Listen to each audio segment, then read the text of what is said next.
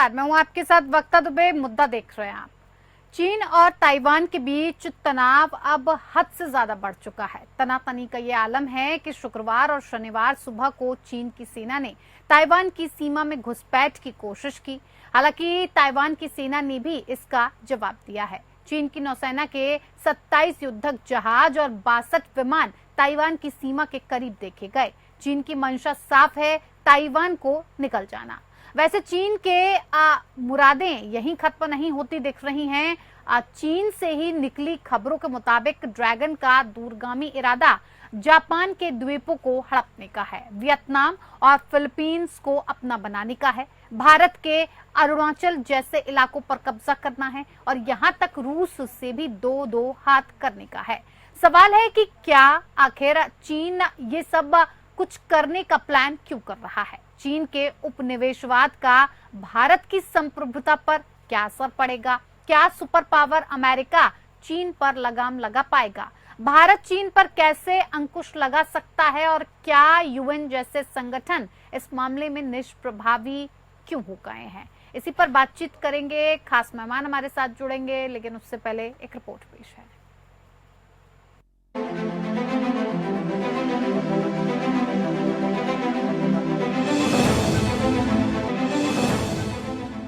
Taiwan को हड़पने के लिए चीन बेताब है। ताइवान के नए राष्ट्रपति विलियम लाई के शपथ ग्रहण के बाद चीन ने ताइवान के आसपास सैन्य अभ्यास शुरू कर दिया है। चीन ने ताइवान को हमेशा से एक ऐसे प्रांत के तौर पर देखा है जो उससे अलग हो गया है। चीन मानता रहा है कि ताइवान चीन का हिस्सा बन जाएगा। इसके लिए वो बल प्रयोग से भी इनकार नहीं करता है, लेकिन ताइवान के बहुत से लोग खुद को अलग राष्ट्र के तौर पर देखते हैं। हालांकि ज्यादातर लोग यथा स्थिति बनाए रखने के पक्ष में हैं। मतलब ये है कि ना तो वो ये चाहते हैं कि ताइवान चीन से आजादी की घोषणा करे और न ही चीन के साथ जाए। ताइवान के आसपास बड़े पैमाने पर सैन्य अभ्यास करने के लिए एक दिन बाद चीन ने शुक्रवार को अमेरिका को चेतावनी दी। बीजिंग ने कहा कि ताइपे की आजादी की हिमायत करने का दांव उल्टा ही पड़ेगा। चीन की ओर से ये बयान तब सामने आया जब एक अमेरिकी अधिकारी ने कथित तौर पर बीजिंग से ताइवान जलडमरू मध्य में संयम बरतने को कहा है। अमेरिका का चीन से राजनयिक संबंध है। अमेरिका वन चाइना पॉलिसी के तहत चीनी सरकार को मान्यता देता है, लेकिन अमेरिका ताइवान का भी सबसे अहम सहयोगी है। ताइवान को रक्षात्मक हथियार मुहैया कराने के लिए अमेरिका प्रतिबद्ध है और राष्ट्रपति जो बाइडेन ने कहा है कि अमेरिका सैन्य तौर पर ताइवान की सुरक्षा करेगा। वहीं ताइवानी राष्ट्रपति ने भी अपने इरादे साफ कर दिए हैं और ड्रैगन के आगे झुकने से इनकार कर दिया है। ताइवान की सेना ने भी मिसाइलों से लेकर फाइटर जेट तक की तैनाती करके चीन को कड़ा संदेश दिया है। चीन ने पिछले 2 दशक में भारत से लेकर दक्षिण चीन सागर तक विभिन्न क्षेत्रों में अप्रत्याशित तरीके से आक्रामक दावे करने शुरू कर दिए हैं, जिससे कि तनाव भड़कने लगा है। ड्रैगन का इरादा दुनिया के 6 देशों से युद्ध लड़ने का है। चाइना न्यूज सर्विस के मुताबिक चीन का इरादा साल 2025 से 2030 के बीच में ताइवान के एकीकरण के बाद दक्षिण चीन सागर पर अपनी पकड़ को मजबूत किया जा सके। चीन के निशाने पर वियतनाम और फिलीपींस हैं, जो चीनी आक्रामकता का खुलकर जवाब दे रहे हैं। तो वहीं चीन का इरादा है कि वो साल 2035 से 2040 तक ताकत के बल पर भारत से अरुणाचल प्रदेश को छीन ले। चीन इसे दक्षिण तिब्बत कहता है, तो हाल ही में इसके कई इलाकों के चीनी नाम रख दिए हैं। चीनी समाचार एजेंसी के लेख में कहा गया है कि चीन का इरादा साल 2040 से 45 के बीच में जापान से उसके कब्जे वाले 2 द्वीपों को अपने कब्जे में लेना।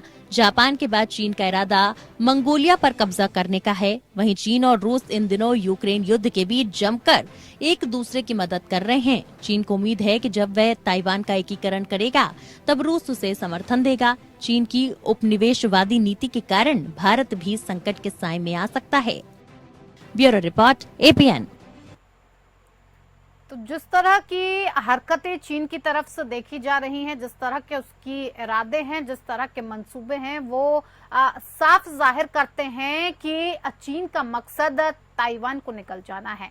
चीन की मुरादें यहीं खत्म नहीं होती हैं। चीन इससे आगे का बहुत लंबा चौड़ा प्लान बनाकर चल रहा है। नंबर ताइवान का है। सोचने वाली बात है। बड़ा सवाल इस बात को लेकर भी है कि आखिर चीन ताइवान के बाद किसका नंबर लगाने वाला है।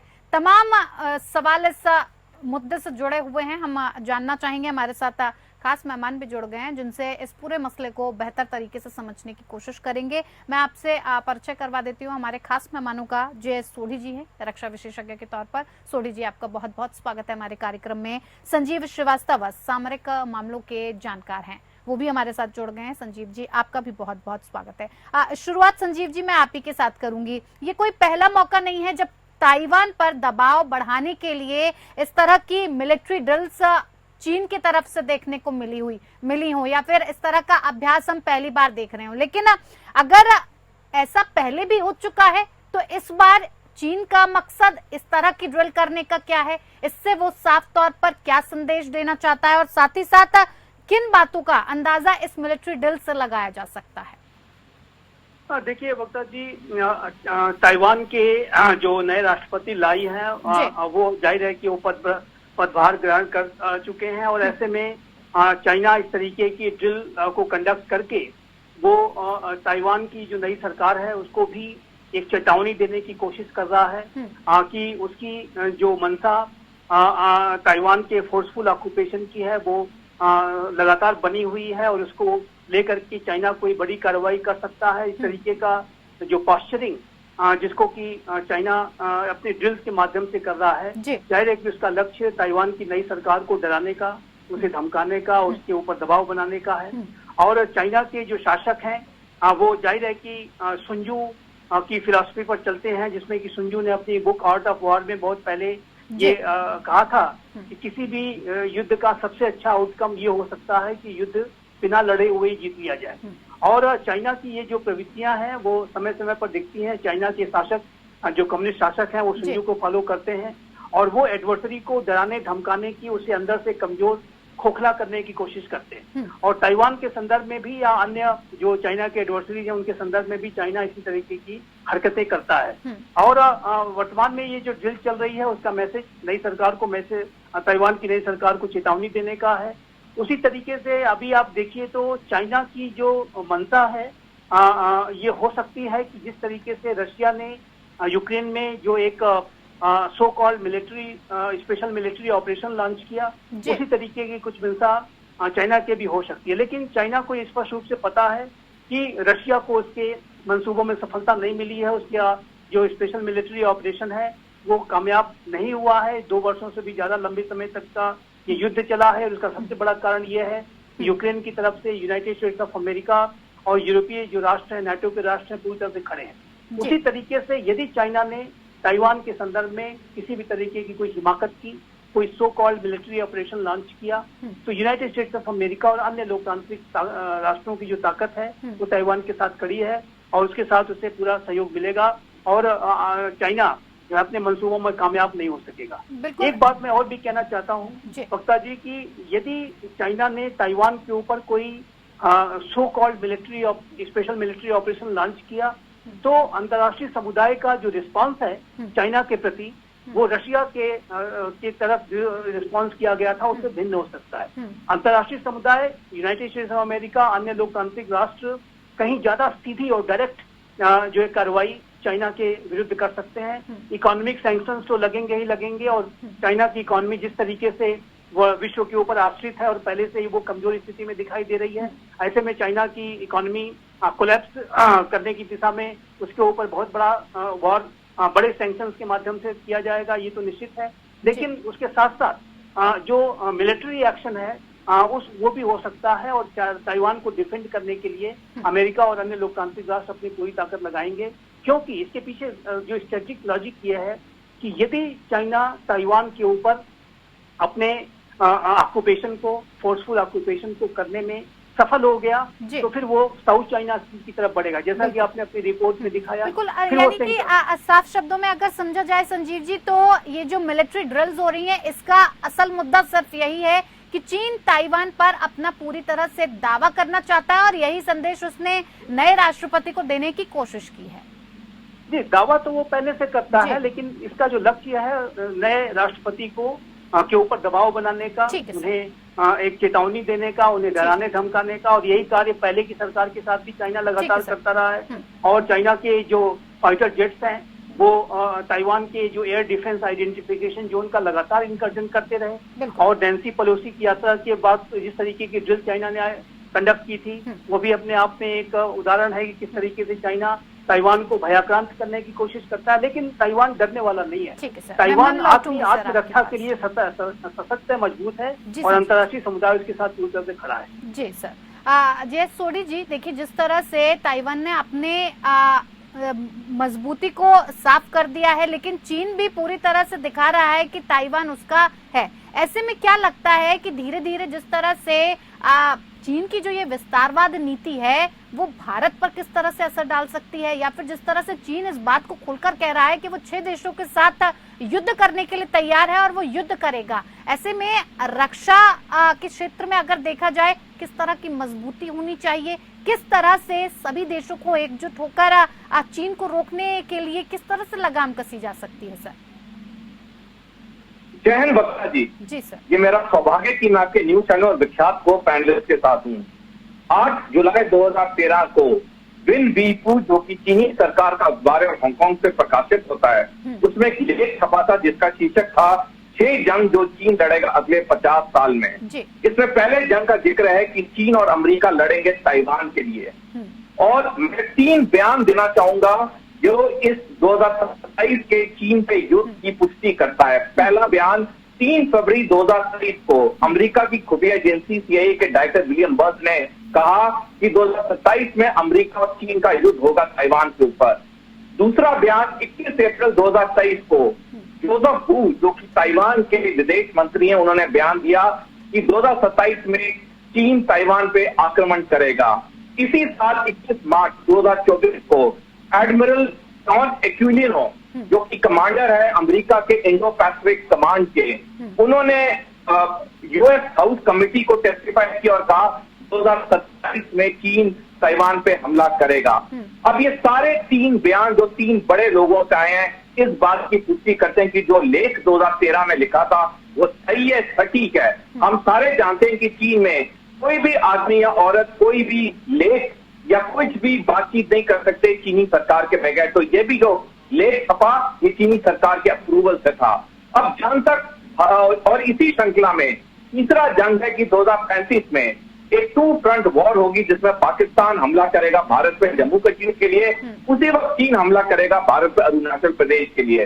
अगर हम ताइवान के युद्ध पे आए पहले, तो इसमें चीन की बढ़त है, क्योंकि चीन सारी 6 डोमेन में लड़ने के लिए तैयार है। जमीन, आसमान, समुद्र, साइबर, इलेक्ट्रोमैग्नेटिक स्पेक्ट्रम और स्पेस। और ऐसा दावा उसने 2014 में किया था और हम 2024 में कोशिश से देख रहे हैं, अमेरिका तक ने ऐसा दावा नहीं किया है। जहां तक अमेरिका की बात है ताइवान की, अमेरिका कभी ताइवान की मदद के लिए अपने सैनिक नहीं भेजेगा, क्योंकि पिछले 10 सालों में अमेरिका ने किसी अपने साथी की मदद के लिए, चाहे यूक्रेन हो चाहे इजराइल हो, उसे सैनिक नहीं भेजे, उन्हें सिर्फ हथियार भेजे हैं, क्योंकि हथियार से उसकी कंपनियों को जो हथियार बनाते हैं तो मुनाफा होता है, लेकिन उन्हें सैनिक एक भी नहीं भेजे अपने दोस्तों की मदद के लिए। पिछले साल ही ताइवान में एक ओपिनियन पोल हुई थी जिसमें 87% ताइवान के लोगों ने कहा था कि हमसे अगर युद्ध होता है अमेरिका हमारी मदद के लिए एक भी सैनिक नहीं भेजेगा। तो अगर ताइवान पर युद्ध होगा, और वो जरूर होगा 2027 में, अमेरिका कोई मदद नहीं करेगा, और अमेरिका अगर मदद नहीं करेगा कोई और देश मदद नहीं कर सकता है। और अगर हम देखें इस वक्त चीन का पलड़ा भारी है, क्योंकि चीन ने सारी 6 डोमेन में बढ़त हासिल की हुई है और ताइवान के लिए दिक्कतें पैदा हो सकती हैं। मैं 1 और मिनट लेना चाहूंगा। हम अगर तीसरे युद्ध पे आए जो 2 फ्रंट वॉर होनी है भारत पे, पिछले साल 7 अगस्त 2023 को जनरल नरावने, जो कि पूर्व सेना अध्यक्ष, उन्होंने लेख लिखा था द प्रिंट में, उन्होंने कहा था कि अगर 2 फ्रंट वॉर होती है तो भारत को बहुत मुसीबतें होंगी। अगर एक पूर्व सेना अध्यक्ष जो 2 साल पहले रिटायर होकर ये लेख लिख रहे हैं, तो ये साफ दिखाता है कि इस वक्त चीन की बढ़त सैनिक अफेयर में बहुत ज्यादा है। मैं बस 1 मिनट और लेना चाहूंगा वक्ता जी। अगर हमने चीन की ताकत को रोकना है, सबसे पहली चीज जो पूरी दुनिया को और भारत को करनी होगी, चीन के साथ व्यापार बंद करना होगा। ये विडंबना की बात है, ये शर्म की बात है। 2020 में चीन ने हमारे 20 सैनिक मारे गलवान में, और 2020 से लेके आज तक साल प्रति साल हमारा व्यापार बढ़ता गया है चीन के साथ। हम जो भी रुपया चीन के साथ व्यापार करें उसका हिस्सा उसकी सेना को मजबूत करने में जा रहा है और वही सेना हमारे सैनिकों को मार रही है या मारेगी। तो सबसे पहली चीज जो हमें पूरी दुनिया को करनी होगी, भारत को करनी होगी, चीन के अगर हमें मंसूबों को विफल करना है, हमें उनके साथ व्यापार पूरी तरह से बंद करना होगा।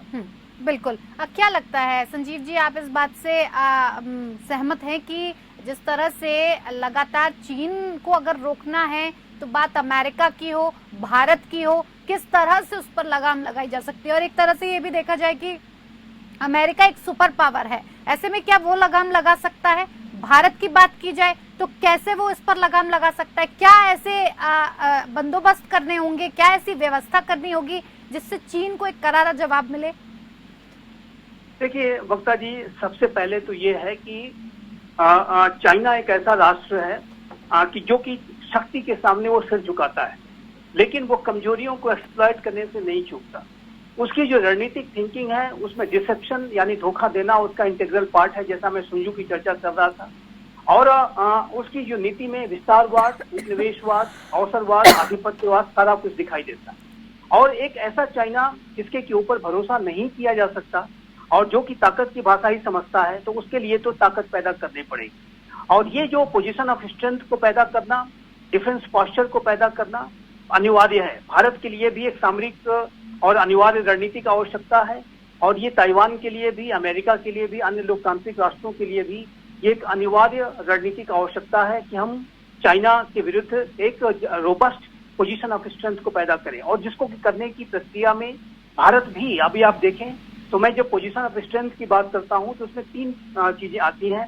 पहला तो ये है कि जो अपना मिलिट्री जो प्रिपेयर्डनेस है वो पूरी तरह से रोबस्ट रखनी होगी।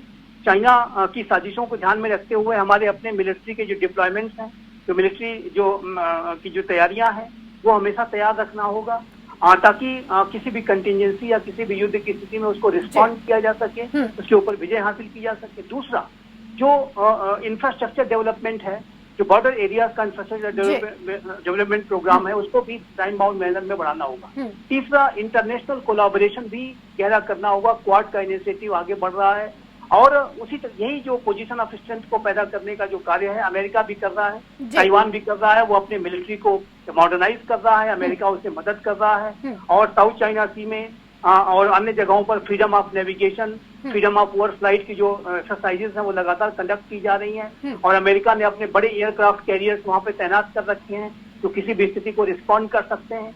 अन्य जो लोकतांत्रिक राष्ट्र हैं उनके साथ मिलिट्री एक्सरसाइजेस कंडक्ट की जा रही हैं। अभी भारत के 3 नेवल शिप्स जो है सिंगापुर, मलेशिया, वियतनाम और फिलीपींस की यात्रा करके आए हैं। तो ये जो position of strength international collaboration के माध्यम से है वो भी करना होगा।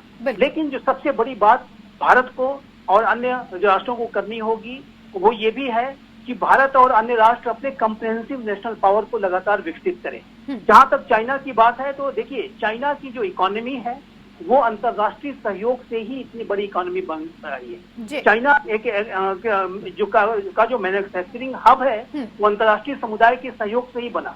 और अब जब चाइना ऐसी अगर हिमाकत करता है तो अंतर्राष्ट्रीय सहयोग जो है वो लगातार कम होगा। और अभी शॉर्ट टर्म में मैं अवश्य मानता हूं कि भारत और चाइना का ट्रेड बढ़ रहा है, अमेरिका और चाइना का भी ट्रेड जरूर बना हुआ है। और एक पोस्ट कोरोना की जो एक पुअर इकोनॉमिक कंडीशन थी और अब एक इकोनॉमिक रिकवरी के फेज में वर्ल्ड इकोनॉमी है, इसकी वजह से ये जो ट्रेड है चाइना के साथ वो तुरंत कम नहीं किया जा सकता। लेकिन मीडियम टू लॉन्ग टर्म में चाइना को बड़ा नुकसान होने जा रहा है। चाइना की इकोनॉमी अच्छा परफॉर्म नहीं कर रही है। 2%, 3% की ग्रोथ रेट आ गई है जो कभी 9-10% की हुआ करती थी। और दूसरा यह है कि इंटरनेशनल सप्लाई चेन धीरे धीरे विड्रॉ कर रही है। ये जो विड्रॉल है वो इमीडिएट नहीं हो सकता, लेकिन मीडियम टू लॉन्ग टर्म में ये जो विड्रॉल का प्रोसेस अगर ऐसे ही चलता रहा तो चाइना की इकोनॉमी मैसिवली सफर करेगी। एक बात में और, जैसा कि मैं पहले कह रहा था, यदि चाइना ने ताइवान के ऊपर कोई हमला करने की हिमाकत की तो उसका आर्थिक खामियाजा भी उसे भुगतना पड़ेगा। चाइना जो कि अंतर्राष्ट्रीय समुदाय के साथ व्यापार करके इतनी बड़ी इकोनॉमी बन पाया है, उसके ऊपर मैसिव इकोनॉमिक सैंक्शंस लगाए जाएंगे और चाइना की जो इकोनॉमी है वो बहुत उसको नुकसान उठाना पड़ेगा।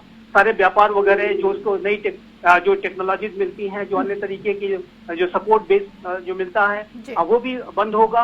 भारत ऐसी किसी स्थिति में कि यदि उसने ताइवान के ऊपर हमला कर दिया तो भारत भी चाइना के ऊपर बड़े कदम उठा सकता है, उसके व्यापार को रोक सकता है। और ऐसे इस तरीके की बातें भारत पहले भी करता रहा है। हमारे अपने इंडिया चाइना बॉर्डर एरियाज के संदर्भ में भारत के चाहे वो प्रधानमंत्री स्वयं हो या विदेश मंत्री हो, अन्य जो हमारे टॉप मिनिस्टर्स और ऑफिशियल्स हैं, वो सभी कहते रहे हैं कि चाइना को यदि भारत के साथ अपने व्यापार को आबाधित तरीके से, सामान्य तरीके से बढ़ाना है, उसको प्रगति लानी है, तो सीमा के विवाद को भी रिजॉल्व करना होगा। दोनों को अलग अलग करके नहीं देख सकते कि आप फिर व्यापार भी कर रहे हैं और विवाद भी खड़े कर रहे हैं। और चाइना जो कि दुनिया के सहयोग से इतनी बड़ी इकोनॉमी बना है, उसी पैसे के बल पर अगर वो दुनिया पर शासन करने की मंशा रखता है तो वो उसके मंसूबे कामयाब नहीं होंगे। चाइना भले से बड़ी साजिशें कर ले, लेकिन चाइना पर लगाम लगाने की जो तैयारी है वो अंतर्राष्ट्रीय समुदाय कर रहा है।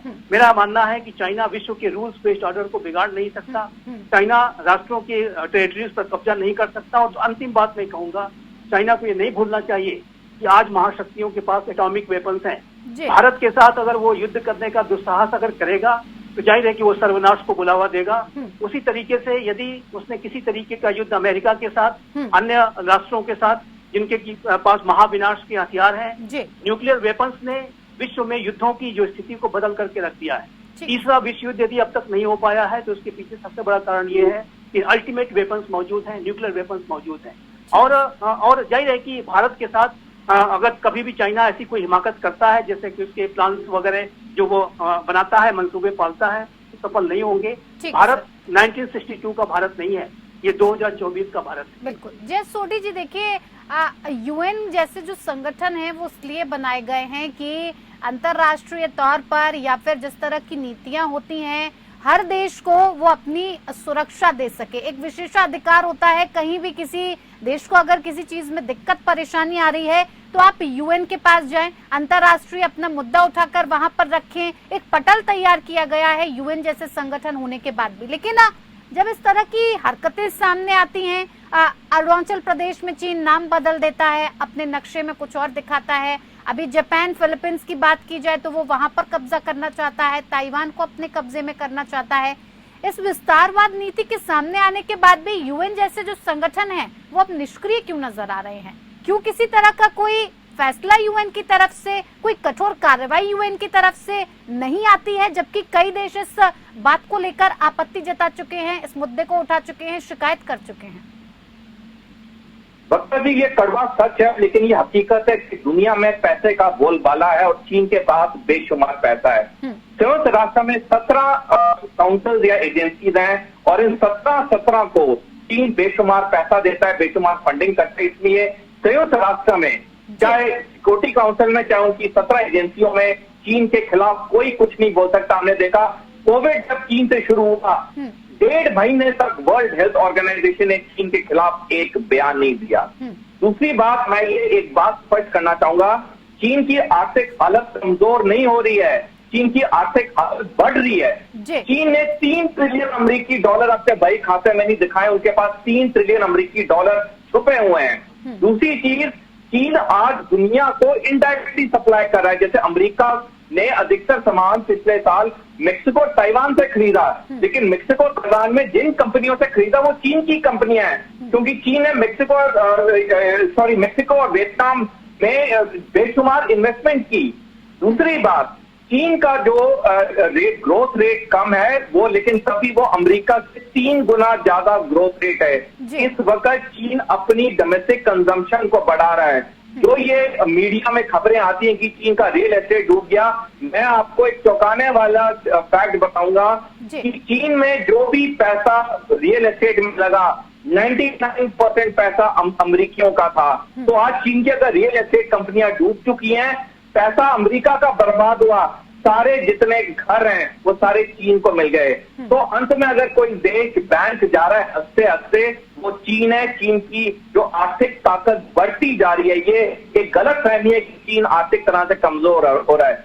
दूसरी बात, मैं गलत फहमी क्लियर करना चाहूंगा वक्ता जी, कि बेशक रूस यूक्रेन युद्ध 2 साल से ज्यादा चला हो, 7 महीने से ज्यादा इजराइल हमाद युद्ध चला हो, लेकिन जो भी युद्ध चीन करेगा, चाहे ताइवान के लिए, चाहे अरुणाचल प्रदेश के लिए, ये सारे युद्ध 10 दिन के अंदर खत्म होंगे। क्योंकि चीन जो युद्ध करेगा वो एक डिफरेंट स्ट्रैटेजी में करेगा, टैक्टिक्स पे करेगा, जिसका नाम है फुल स्पेक्ट्रम डॉक्ट्रीन। इसके तहत वो पहले हमारी कम्युनिकेशन को जैम करेगा, हम पे साइबर वॉरफेयर करेगा, इलेक्ट्रोमैग्नेटिक वॉरफेयर करेगा, और उसके बाद अपनी ग्राउंड की सेनाओं को या नौसेना या मेरे वायु पास सेना को वक्त की भेजेगा। कमी है, माफ कीजिएगा, मैं ज्यादा वक्त आपको नहीं दे पाऊंगी। संजीव जी भी कुछ कहना चाहते हैं सर, 10 सेकंड में आप अपनी बात को रख दीजिए, क्योंकि मैं आखिरी पड़ाव में हूँ, माफ कीजिएगा, ज्यादा वक्त नहीं दे। नहीं, देखिए, मेरा ये मानना है कि चाइना युद्ध की जो हिमाकत है वो अफोर्ड नहीं कर सकता, और चाइना यदि ऐसा कोई हिमाकत करता है, इवन ताइवान के ऊपर किसी तरीके के हमले की हिमाकत करता है, तो उसको उसका बड़ा जवाब मिलेगा, इसमें कोई दो राय नहीं है। मैं बिल्कुल स्पष्ट हूँ, क्लियर हूँ कि ताइवान के संदर्भ में हो या अन्य जो चाइना के फॉल्स टेरिटोरियल क्लेम्स के संदर्भ में चाइना को बड़ी कीमत चुकानी पड़ेगी, और चाइना ऐसी हिमाकत करने का जो दुस्साहस है वो नहीं करने जा रहा है। मैं इसको इस रूप में देखता हूँ। बिल्कुल, जय सोढ़ी जी आपका और संजीव जी आपका बहुत बहुत धन्यवाद इस मुद्दे को इतने बेहतर तरीके से हमारे दर्शकों के सामने पेश करने के लिए, रखने के लिए। मुद्दा में फिलहाल इतना ही। नमस्कार।